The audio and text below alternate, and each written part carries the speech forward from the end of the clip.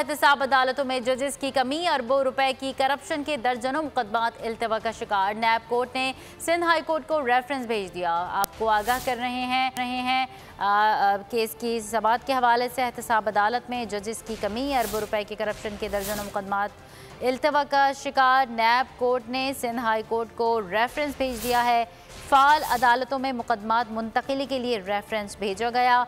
Justice Junaid Gaffar ने कहा, मुकदमे के लिए अदालती हुक्म कैसे जारी करें, इस हवाले से मज़ीद तफसीलात बताएंगे हमारे नुमाइंदे शाहिद हुसैन। जी शाहिद।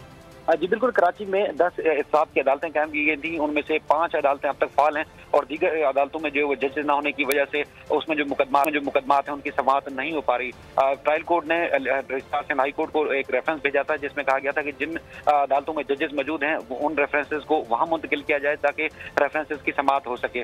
उस पर रेफरेंस बाकायदा तौर पर सिंध हाई कोर्ट के 2 रुकनी बेंच को मुंतकिल किया गया था। उसमें जस्टिस जुनेद गफ्फार ने रजिस्ट्रार से सवाल पूछे हैं कि क्या ये जुडिशल आर्डर है या एडमिनिस्ट्रेटिव ऑर्डर है। जो रेफरेंसेस भेजने के लिए रजिस्ट्रार को ये खत लिखा गया था, उस हवाले से रजिस्ट्रार खुद फैसला कर सकते हैं। आप तहरीरी तौर पर आगाह करें कि क्या सिंध हाई कोर्ट का 2 रुकनी बेंच जो इस मामले से आगाह कर सकता है, नहीं कर सकता।